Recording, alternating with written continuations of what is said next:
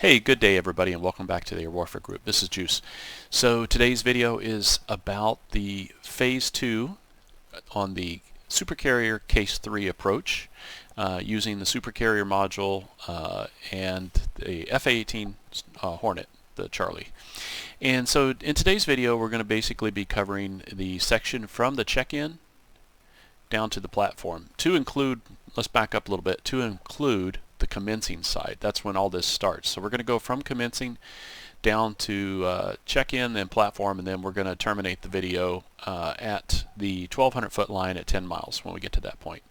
So all the information I'm going to be using today is primarily from the Super Carrier guide that you can get in your DCS files in your game folder under your aircraft, or it'll be under your mods, tech, Super Carrier, and docs folder. And put a comment if you need help finding that. It's pretty easy to find. So in this video we're going to cover this section that I've highlighted in red here. This is part 2 or phase 2 I'm calling it. And we're going from our assigned altitude of 6,000 down to 5,000 at 4,000 feet per minute. Then we're going to go from 5,000 to 1,200 at 2,000 feet per minute, roughly thereabouts. You'll see how I do. Don't laugh. Don't give it a thumbs down because of that. I'm learning.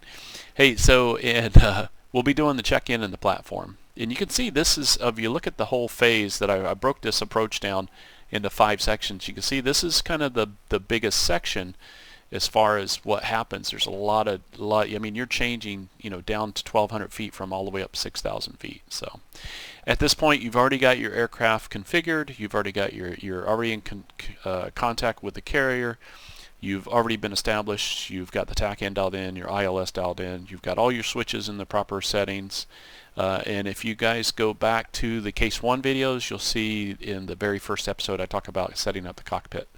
And I'll put a link in the, if you go to playlist, you can find that, but I'll put a link in the description of this video for you.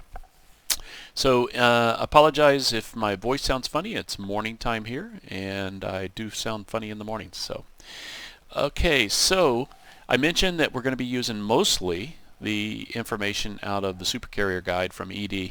However, I recommend people just peruse around the F/A-18 manual if you can. If you just Google search F/A-18C ABCD manual, this will come up and you can find it. And it's 930 something pages, 940 pages. A lot of stuff, and this is in I got this drawing or this graphic here from chapter 8, which is carrier based, and this gives you a little bit of a picture from the top of what you can see and everything.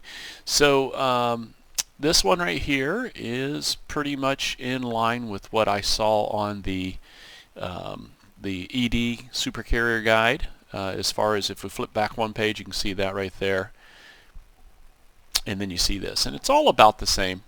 At 6 miles you're supposed to descend to 600 feet. I've been not doing that. I've been staying at my 1,200 feet until I intersect the glide slope and start to follow the needles down. So that's what I've been doing. I'm probably doing it wrong, but I'm just now trying to get all of the stuff, get a memory built so that I can do this on a more regular basis and stuff. And if you don't get satisfaction from reading this document, then you can go really hardcore and get the CVNatops Manual. Again, I mentioned that in other videos. You can Google it by title or by NavAir number, and you can see that up there, so you can find that. It's a neat reference too. It's a little bit more technical. It's got these really cool charts. As a matter of fact, I have these charts downloaded into my kneeboard for the F/A-18 Hornet, and if you need any help putting stuff in your kneeboard, I'm sure there's tons of videos out there by other guys that'll show you how to do it, but you can always put in a comment if you need information on that. I can tell you how to get to it and everything.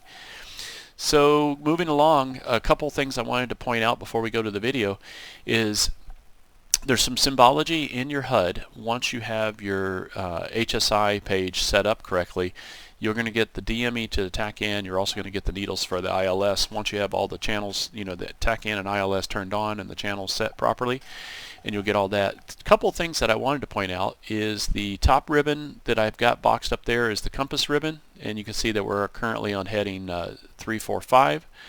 346 is our expected approach course.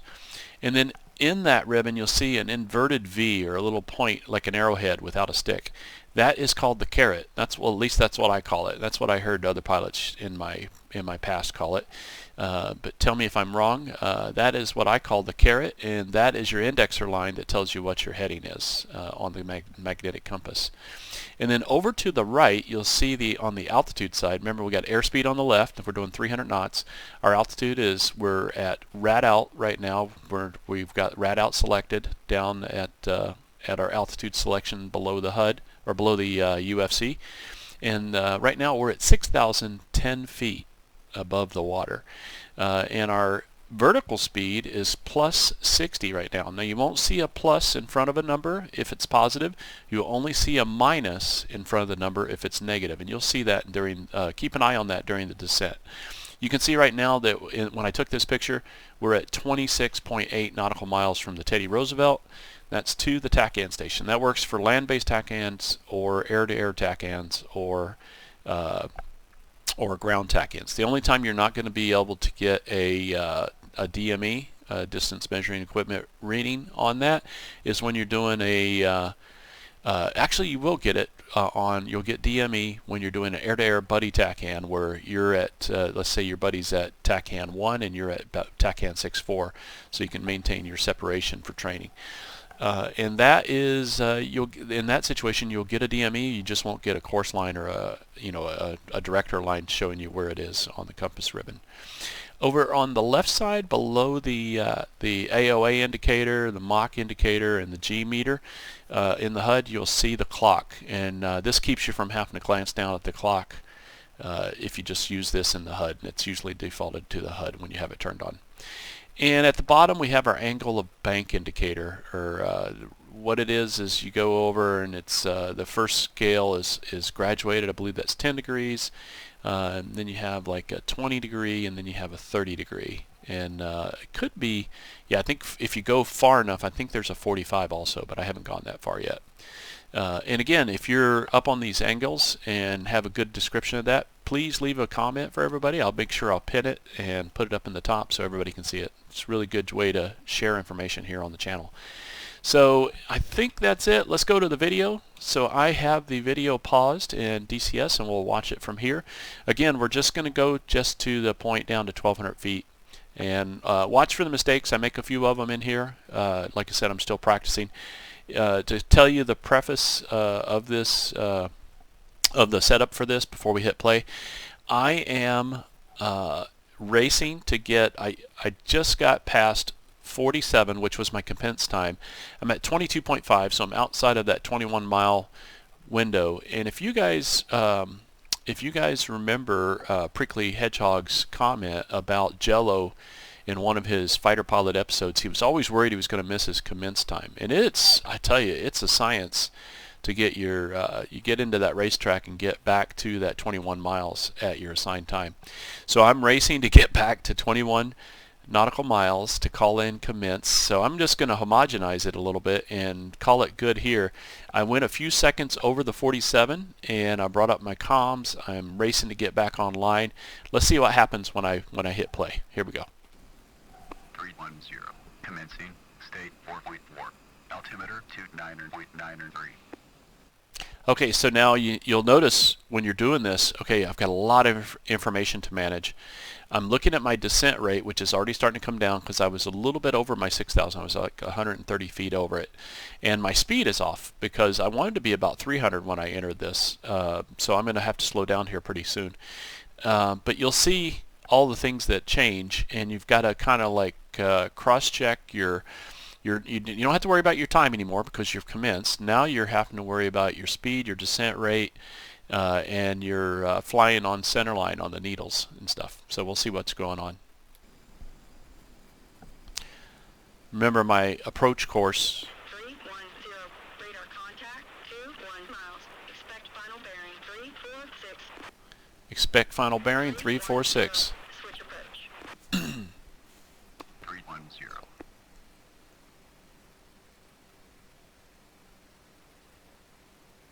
Now I should have checked in right here, but I go ahead and go straight to the platform. Platform. Altitude. altitude.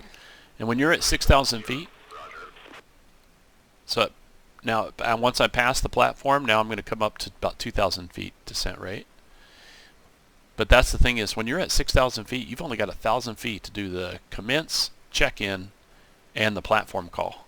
So it speeds it up in your mind. So I think what happens is, in the real world, you'd probably get a talking to afterwards. But if you call in platform, you're already on the same frequency and everything. You pretty much, as long as you switched over to approach.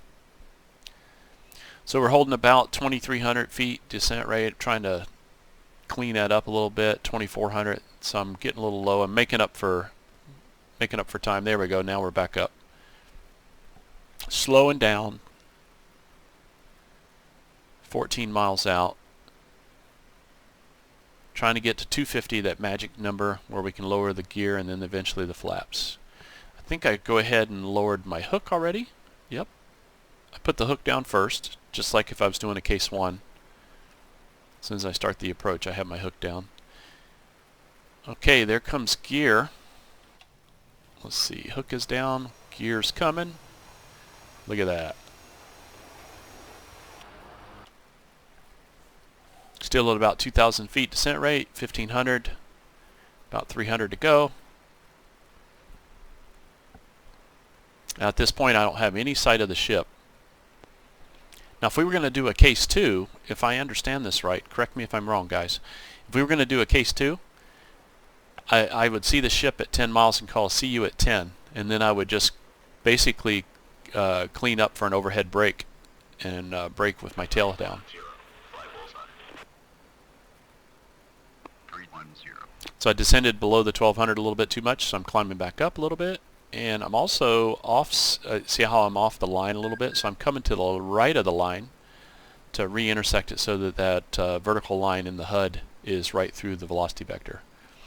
I have in the left DDI, I have my HUD imagery over there in case I lose the HUD for some reason. I can look down there. Also allows me to keep an eye on things down there while I'm checking other things like my fuel state and everything. HSI is on the right side, and I'm using that for my my inline lineup to make sure I'm on my course.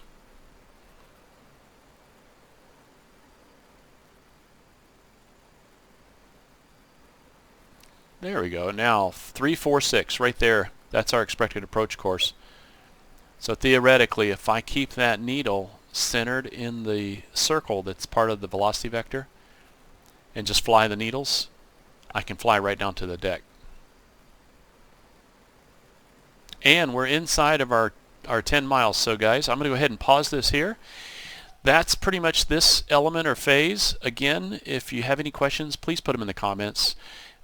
Get out there, let us know what your experience is with practicing these. I know a lot of you guys are old heads with this, are professionally trained with your flight sim groups and everything, but some of the newer guys that have never done this before, I've uploaded a mission on Persian Gulf that uses the Super Carrier, the Hornet. You can do it with Tomcats.